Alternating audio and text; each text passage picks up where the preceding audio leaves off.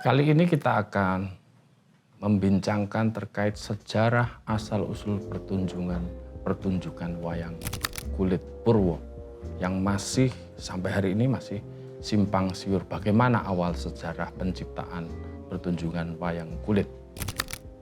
Ada banyak orang mengatakan bahwa sejarah wayang, sejarah asal-usul wayang sudah ada di zaman Prabu Jayabaya di Mamenang sebelum Majapahit. Ada juga yang mengatakan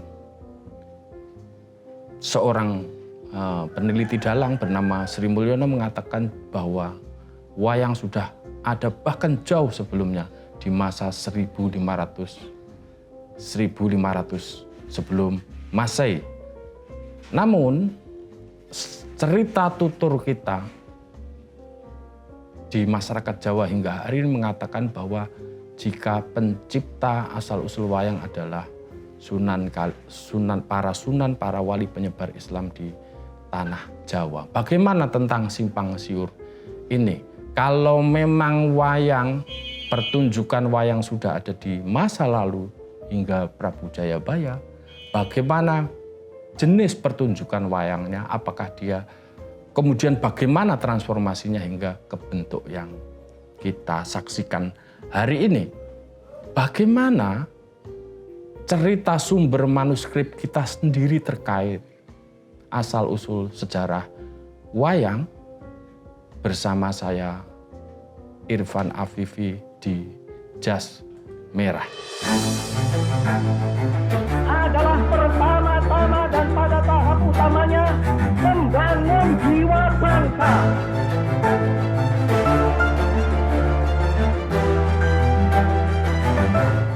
Pertunjukan wayang atau sering juga dikenal sebagai pertunjukan seni boneka bayangan yang kita kenal hingga hari ini. Menurut keterangan Dr. Hazu mengatakan bahwa pertunjukan wayang adalah murni produk asli ciptaan bangsa Jawa yang tidak ada presidennya di India. Bahkan Dr. Hazu dalam disertasinya di tahun 1897 mengatakan jika seluruh istilah kunci dalam pewayangan, baik dalang, kemudian kelir, kemudian kepyak, kemudian belencong, kemudian kelir, seluruhnya berasal dari istilah asli Jawa, alias hanya satu istilah bernama cempolo itu yang berasal dari Sanskerta. Alias dari istilah-istilah kunci dalam pewayangan ini kita mengetahui bahwa setidaknya wayang adalah ciptaan asli bangsa Jawa begitu.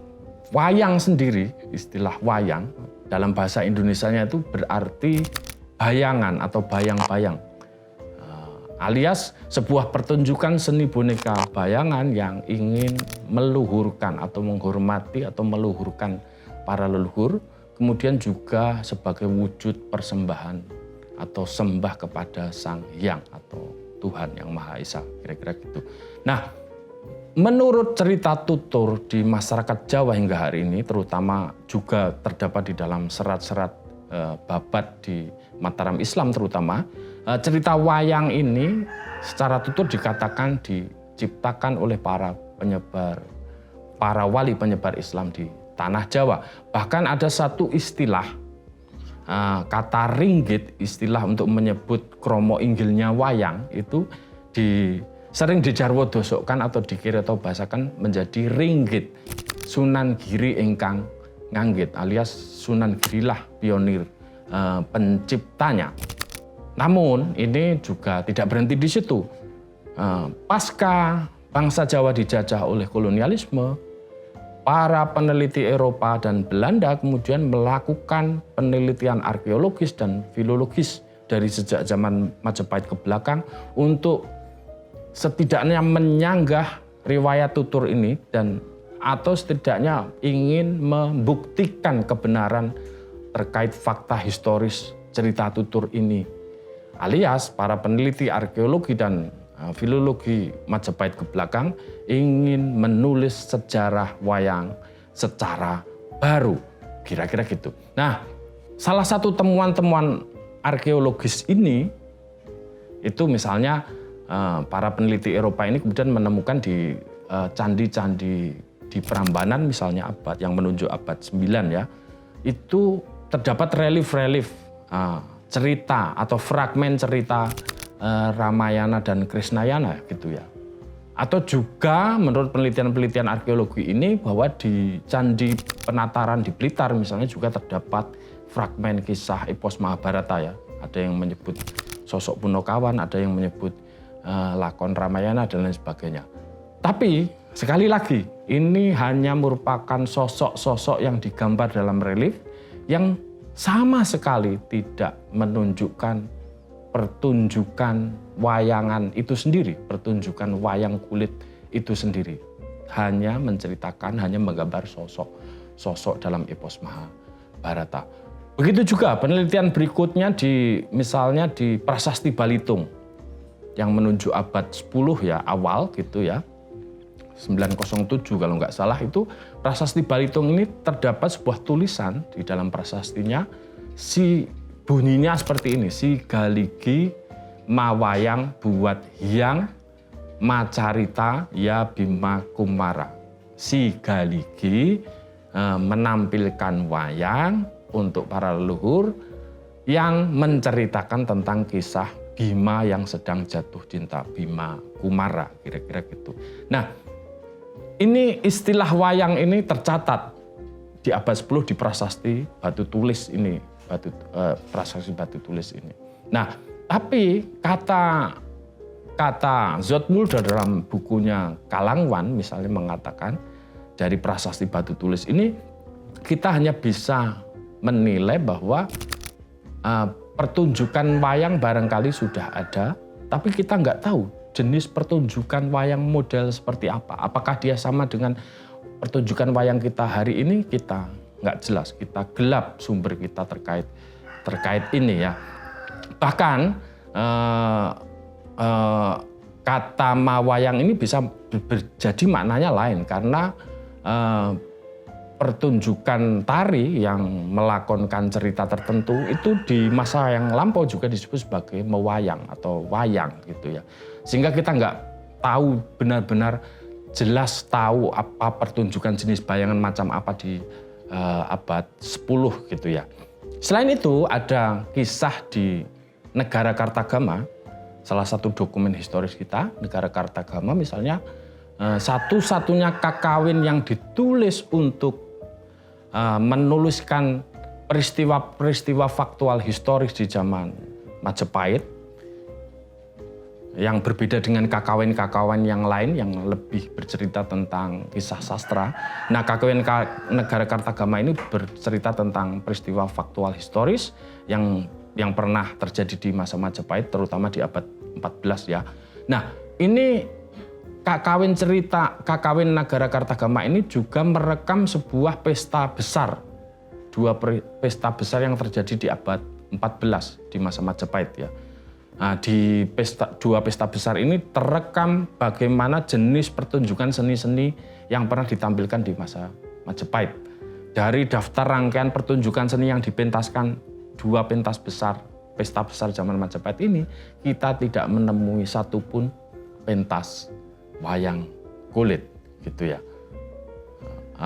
Atau juga mungkin, nah ini keterangan sumber historis Negara Kartagama, alias wayang belum disebutkan begitu ya. Nah, kemudian walaupun mungkin di istilah-istilah kakawin yang lain, kata wayang juga kadang disebut, tapi bukan untuk menunjuk pertunjukan seni boneka bayangan.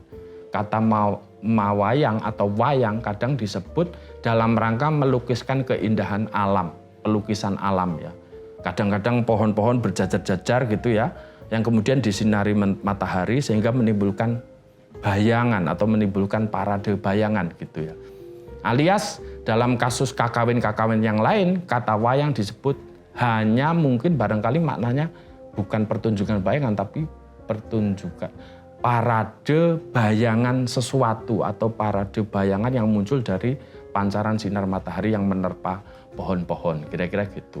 Atau jikapun pelukisan istilah wayang ini merujuk kepada pertunjukan seni bayangan, kita bahkan juga tidak bisa mengenali jenis pentas bayangan macam apa yang ada di masa Majapahit gitu. Nah, begitu juga di naskah-naskah Majapahit misalnya, ada banyak kakawin-kakawin yang menceritakan tentang epos Mahabharata dan Ramayana.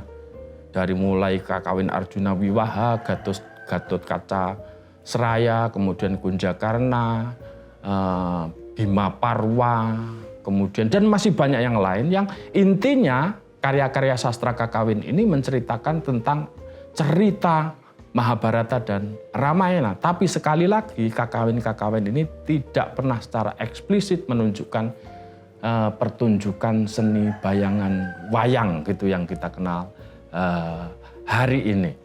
Nah ini keterangan ini. Nah, alias dari penelitian arkeologi dan filologi ini kita bisa katakan bahwa mereka tidak mampu menentukan secara definitif dan konklusif terkait sejarah asal-usul wayang.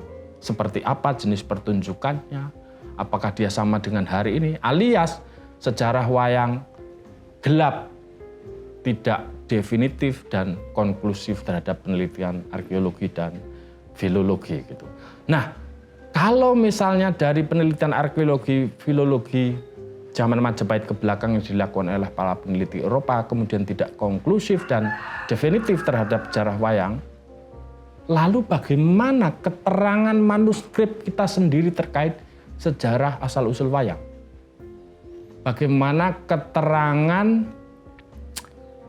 sumber kitab Babon dalam pedalangan? Bagaimana keterangan kitab Babon Ugran, Pakem Ugran dalam pedalangan yang berlaku hingga sampai saat ini? Nah, perlu diketahui bahwa ada beberapa kitab Babon yang dijadikan rujukan dalam pertunjukan pedalangan kita. Ya, baik ditinjau dari segi pakem ceritanya, kemudian juga cara pakem-pakem dalam penyelenggaraan wayang maupun juga terkait sejarah asal-usul wayang. Di antaranya adalah kitab-kitab Babon yang dipakai dalam pedalangan itu adalah Serat Kandaneng Ringgit Purwo, kemudian Serat Pustaka Purwo, atau juga kadang disebut Serat Manik Moyo, atau yang belakangan kita kenal dengan nama, ada serat namanya Serat Sastro Mirudo gitu ya. Nah, saya tidak akan membincangkan seluruhnya, saya hanya akan membincangkan Serat Sastro Mirudo yang konon katanya dianggap sebagai kitab Babon pedalangan yang digunakan oleh para dalang-dalang di Kartasura gitu ya, Surakarta. Nah, kitab sastra Miruda ini memang bercerita secara spesifik runtut sejarah asal mula wayang. Nah, ternyata cerita serat di sastra Miruda yang sebagai kitab Babon Ugran Pakem Wayang ini itu ternyata hanya mengutip dari isi di dalam Serat Centini yang lebih tua gitu. Ternyata sumbernya juga di dalam Serat Centini. Makanya mari kita dengarkan bagaimana sejarah asal-usul wayang dalam kitab Babon pedalangan kita, Sastro Mirudo, yang ternyata hanya mengutip dari Serat Centini. Dari dua naskah ini, Serat Sastra Miruda dan Serat Centini, kita akan mendengar kesaksian bagaimana sejarah asal mula wayang. Bagaimana sejarah wayang pertama kali ini muncul ya. Sosok gambar wayang pertama kali itu muncul dilukis atau digambar oleh Prabu Jayabaya. Menurut keterangan Sastro Miruda dan Serat Centini ya. Prabu Jayabaya lah yang kemudian mengukir lukisan sosok wayang ini pertama kali dalam daun tal ya, pada daun tal, alias mungkin kalau sekarang daun lontar. Mereka melukiskan dengan cara apa? Dengan cara menajamkan lidi dari pohon aren, kemudian digariskan kepada daun talnya, daun lontarnya. Nanti setelah kering, nanti gambar sosok wayang ini akan muncul gitu. Nah ini gambar pertama yang dibikin oleh Prabu Jayabaya. Nah, bahkan Prabu Jayabaya nanti menggambar seluruh tokoh-tokoh wayang di pohon talnya ini dari sejak Sang Hyang Jagatnata sampai Prabu Parikenan ya. Nah ini murni pada digambar pada daun tal. Ini di sini ada disebutkan candra sengkalanya. Candra sengkalanya proses menggambar itu dengan candra sengkala gambare Winasto Asto atau sekitar di tahun 1939 Masehi. Nah, ini sekali lagi ini baru sosok gambar, belum dipentaskan. Jadi gambar-gambar ini kemudian dibikin oleh Prabu Jayabaya. Di keterangan centini misalnya disebutkan Sri Jayabaya ing mamenang Prajaniro ingkang rumuhun priyangga panyoreknya Sri Narendra. Gambare Hyang Jagatnata sapiturute tumeka Bambang Parikenan Nomo. Ing sawuse paripurna diarani wayang Purwa. Nah, inilah yang disebut prototipe gambar wayang Purwa yang dilukis oleh Prabu Jaya dengan cara meniru relief-relief candi Panataran di Blitar gitu ya. Ini baru gambar, belum dipentaskan. Nah, selanjutnya nanti tokoh baru muncul Prabu Aji Saka atau juga dikenal dengan Sri Widayaka yang dikenal dengan negaranya negeri Purwacarita. Prabu Aji Saka ini kemudian dari sosok-sosok gambar itu dibikinkan lakon cerita ya, lakon cerita terkait dewa dan keturunan dewa. Ini lakon cerita yang dibikin pertama di masa Prabu Aji Saka. Kemudian lanjut misalnya nanti dibikin lagi oleh Prabu Panji Rawisrenggo ya, Raden Panji Rawisrenggo Suryowasiso. Ini di Kerajaan Jenggala membuat lakon untuk pertama kalinya lakon wayang Purwa yang diurutkan begitu ya. Kemudian pentasnya diiringi tembang gitu, diiringi lagu-lagu. Plus juga sudah mulai diiringi gamelan yang katanya di masa anaknya nanti itu di Raden Amiseso ya, Raden Panji Amiseso atau Lembu Ambiluhur itu kemudian dibikinlah iringan gending gitu ya, yang itu terjadi di tahun dengan candra sengkala Toto Karyo Titis Dewa atau sekitar tahun 1223 Masehi. Nah, ini masih seluruhnya pakai daun tal dan sudah ada cerita pakemnya ya, kira-kira gitu. Dan belum bisa digerakkan ya. Itu baru gambar yang dipajang begitu. Nah, yang selanjutnya adalah berpindah ke kerajaan Pajajaran. Ada raja namanya Raden Kudalalayan. Wayang yang tadi dari daun lontar tadi kemudian ditarik lebih panjang, kemudian dilukis pada selembar kertas Jawa atau yang sering dikenal dengan nama delancang atau daluang Jawa ya. Deluang ini diperbesar gitu. Itu di tahun 1244 Masehi kemudian. Nah, di zaman Majapahit terutama di zaman Prabu Bratono yang dikenal oleh masyarakat Jawa dengan nama Joko Sesuruh, kemudian wayang itu diteruskan, diukir, tokoh-tokohnya diukir secara bersama dalam satu kertas. Dalam kertas atau deluang Jawa ya, delancang Jawa. Nah itu diukis bersama-sama, kemudian ditempelkan kepada kain, sebuah kain yang direntang dengan dua kayu gitu. Yang belakangan kita sebut dengan nama wayang beber. Wayang beber ini nanti ditancapkan di bambu yang dilubangi terus ditancapkan begitu. Nah setelah ditancapkan nanti sang dalang bercerita. Tapi sekali lagi di zaman Majapahit ini iringan musiknya itu belum kompleks. Masih berwujud rebab. Diiringi dengan nyanyian tapi dari iringan musik rebab gitu. Sehingga dulu di zaman Prabu Suryo Amiseso yang sudah ada gamelan itu kemudian di zaman Majapahit justru malah sudah hilang gitu. Di Joko Sesuruh ini ada keterangan di Centini yang mengutip misalnya begini. Kutipannya Prabu Bratono Angadaton Majalengka itu Majapahit, karso mangun wayang Purwa, papane daluang Jawa, alias dari kertas ginulung dadya sajuga yang bisa digulung ya, wayang beber ing antaran yang disebut sebagai wayang beber. Kang nglakokake padalangan amung rebab gamelannya. Jadi rebab hanya gamelan. Parlu kanggo murwakala alias nanti lakon yang dimainkan dalam wayang beber ini bukan wayang Purwa tapi hanya khusus untuk lakon ruwatan murwakala. Jadi wayang beber inilah di masa Majapahit inilah kemudian di belakang hari ditancapkan di bolongan dari pohon bambu gitu ya, yang nanti ketika dia bercerita kemudian kalau ceritanya sudah selesai nanti diganti skin yang lain, gambar wayang beber yang lain gitu. Jadi tidak digerakkan, tidak bisa digerakkan, tinggal dipajang cuma cerita dengan iringan lagu, iringan rebab tadi, kira-kira begitu. Nah, di era Majapahit tadi yang sudah saya ceritakan, yang tersisa adalah wayang beber gitu ya. Wayang beber ini yang tersisa dan coraknya seperti itu, masih sederhana, iringannya masih rebab, mungkin gamelan di zaman Suryo Amiseso belum tidak dihidupkan lagi. Akhirnya wayang beber ini sampai kepada zaman Demak.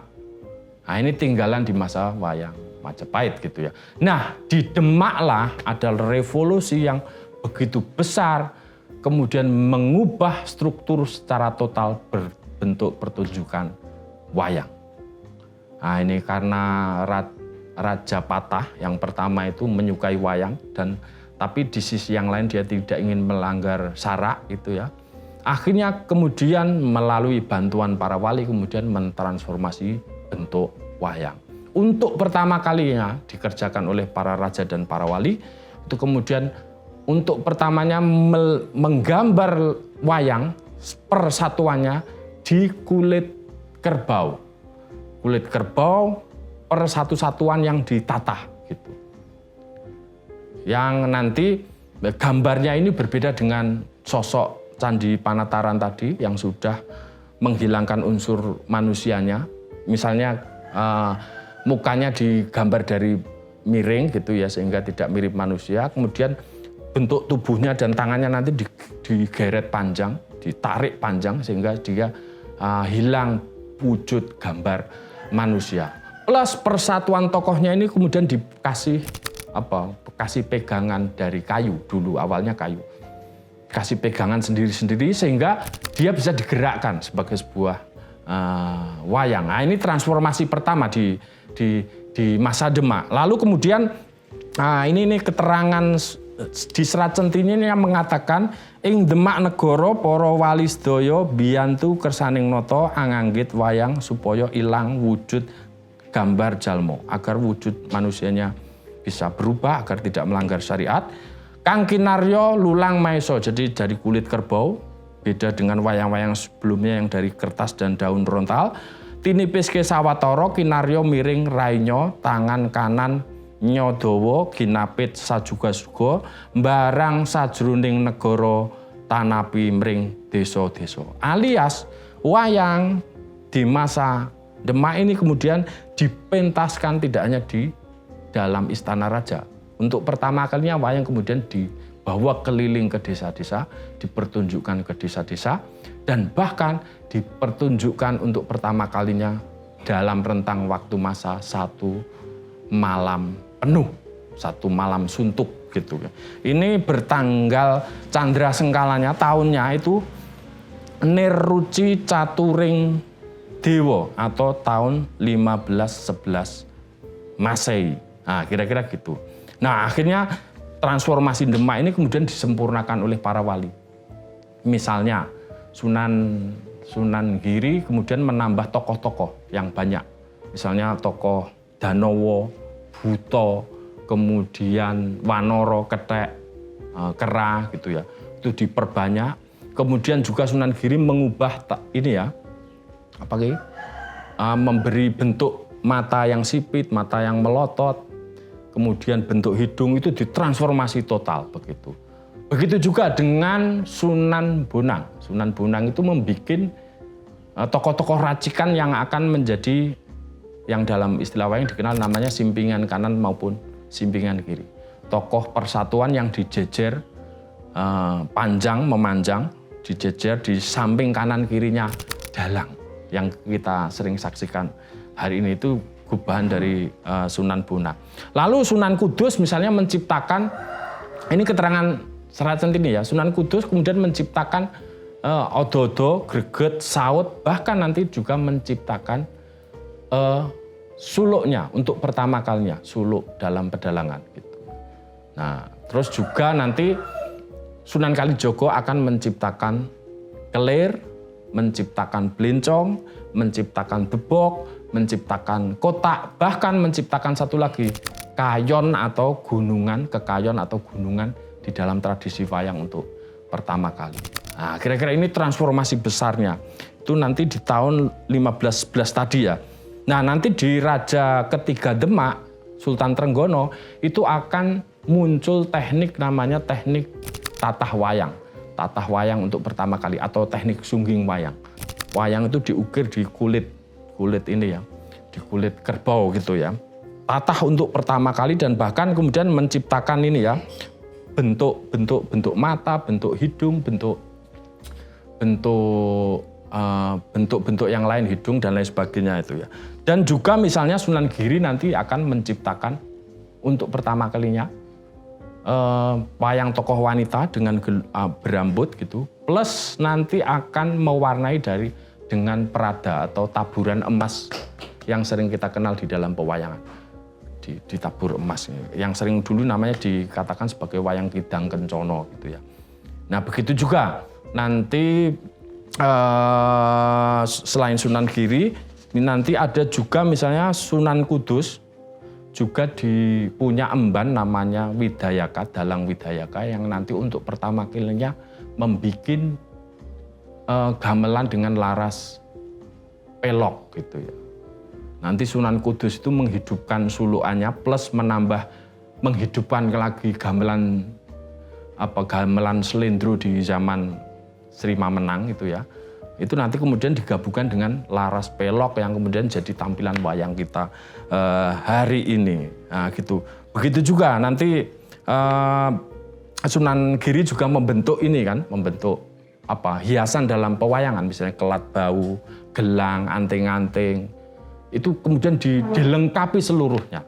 Nah, transformasi besar inilah yang tidak ada presidennya di masa lalu. Sehingga nanti para raja setelah Demak itu tinggal menyempurnakannya di masa Pajang maupun Mataram gitu ya. Misalnya di masa Mataram awal itu mulai muncul teknik tatah wayang yang lebih detail banget. Itu mulai dikembangkan yang sering disebut sebagai tatah gempuran itu ya. Penataan wayang itu semakin detail dan lain sebagainya. Plus juga misalnya di zaman Mataram mulai tangan wayang ini mulai ada pergelangannya sehingga bisa digerakkan gitu. Atau di zaman Sultan Agung misalnya muncul tokoh baru bernama Buto Rambut Geni. Kemudian di zaman Amangkurat muncul wayang sosok bernama Betara Guru. Itu baru-baru saja. Plus di zaman Amangkurat nanti muncul untuk pertama kalinya bernama Sinden yang akan mengiringi pementasan pertunjukan wayang kulit. Ini berangkat tahun dengan Candra Sengkala wayang Dutoning Wonotunggal alias tahun Masehnya tahun 1630. Nah, ini keterangan sumber naskah-naskah di pedalangan sendiri seperti itu. Alias apa? Alias inilah cerita tentang sejarah asal-usul pewayangan yang diceritakan oleh sumber manuskrip yang dipakai oleh para dalang di Jawa gitu ya. Yang dimana transformasi besar ini muncul di masa Demak di zaman Islam gitu ya.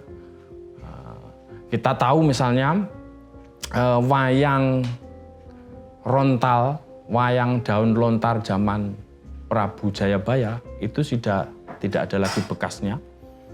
Kemudian wayang kertas di zaman Pajajaran, kita tidak lagi menemukan sumber dokumentasinya karena sudah hilang. Kemudian wayang beber di zaman Majapahit sekarang sudah lagi tidak dimainkan. Alias tinggalan pertunjukan wayang kulit kita mengacu pada wayang kulit Demak, bukan mengacu pada Majapahit, bukan mengacu pada zaman Raden Panji maupun di zaman Jayabaya dulu. Alias wayang seperti kita saksikan dengan pertunjukannya hari ini, di mana wayang itu diukir persatuan tokoh yang bisa digerakkan. Kemudian wayang itu punya pegangan kayunya sendiri-sendiri sehingga bisa digerakkan dengan gapit itu ya, pegangan kayu. Kemudian bisa ditancapkan di debok untuk pertama kalinya, kemudian dipajang dalam layar kelir putih yang luas, kemudian disinari belencong, kemudian ada tokoh yang berjajar di samping kanan, samping kiri, simpingan kanan, simpingan kiri yang dijejer merata. Kemudian juga ada greget, saut, odo-odo, janturan, suluan, tembang-tembang, gendingnya dengan lengkap selendro maupun pelok, ada sindennya dan lain sebagainya. Itu seluruhnya terjadi transformasinya di masa Demak dan tidak ada di zaman sebelumnya. Makanya menurut keterangan serat ini tak aneh, tak salah jika dalam riwayat tutur kita mengatakan jika para pencipta wayang itu adalah para wali penyebar Islam di tanah Jawa. Ini tidak terlalu salah karena memang yang kita warisi bukan wayang rontal zaman Jayabaya atau wayang kertas zaman Pajajaran maupun wayang beber zaman Majapahit, tapi wayang kulit purwo yang digubah di zaman Majapahit yang kita kenali hari ini. Atau mungkin barangkali ya ini mungkin memakai kalimat yang lebih lunak itu ya. Itu saya akan mengutip Raden Mas Said ya, seorang Dewan Ahli Seksi Pedalangan Himpunan Budaya Surakarta dalam bukunya yang pernah mengarang buku Serat Bau Warna Wayang itu ya, yang di sana menjelaskan juga tentang sejarah wayang. Itu dikatakan bahwa begini dalam bahasa Jawanya, mula bukanipun ringgit wacucal saged dados wewangunan ingkang edipeni punika nalikaning jaman para wali ing Demak. Alias apa? Sejarah asal mula wayang mencapai puncak tertinggi keindahannya yang bisa kita saksikan hari ini itu terjadi di masa zaman para wali menyebarkan Islam saat masa Demak dulu. Barangkali mungkin prototipe wayang dari sejak dulu sudah ada jauh sebelum Islam. Tapi transformasi besar-besaran dan mencapai puncak keindahannya itu baru kita temui di zaman Demak dan di zaman penyebar para wali. Wayang kulit purwo yang kita warisi dan bukan wayang yang sebelumnya. Sehingga ini sebagai kalimat yang moderat bahwa memang wayang sudah ada dari sejak dulu, tapi mengalami transformasi bentuk yang paling sempurna justru di zaman Demak Islam. Nah, terakhir yang ingin saya kutip sederhana. Wayang, apa wayang? Ingin mengajarkan apa? Wayang kulit purwo ini ingin mengajarkan apa? Seperti terekam dalam catatan yang saya baca di Serat Centini misalnya mengatakan, ini ajaran para wali. Wayang itu hanya ingin mengajarkan bahwa lakon perjalanan hidup kita yang kita jalani dengan aneka rupa wujud, juga warna-warni kejadian dan lelakon hidup kita itu yang aneka rupa ini sebenarnya hanya merupakan pancaran dari bayangan yang Maha Tunggal. Dia hanya bayangan dari keberadaan dari Maha yang Tunggal yang menciptakan lelakon ini. Bahwa yang beraneka di dalam hidup ini munculnya dari yang Tunggal. Bahwa lakon hidup kita yang kita jalani dengan aneka rupa ini itu muncul hanya merupakan bayangan dari Sang Maha Hidup. Alias jangan terlalu terpaku dengan aneka rupa kejadian hidup di dunia ini. Apalagi sampai mencintainya mati-matian hidup ini, lakon hidup ini.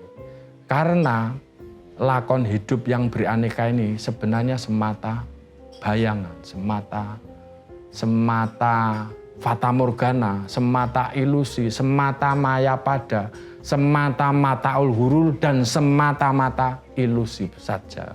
Makanya agar biar Anda tidak terjebak, jangan terpaku pada aneka rupa wujud hidup ini. Tapi carilah sumber wujud dari segala aneka rupa ini. Carilah sumber asal bayangan dari aneka rupa bentuk wujud yang tampil di hidup dunia ini. Alias carilah sang dalang utama dari lakon hidupmu, yaitu Tuhan yang Maha Esa. Sang dalang sejati wayang kulit Purwo Irfan Afifi. Terima kasih.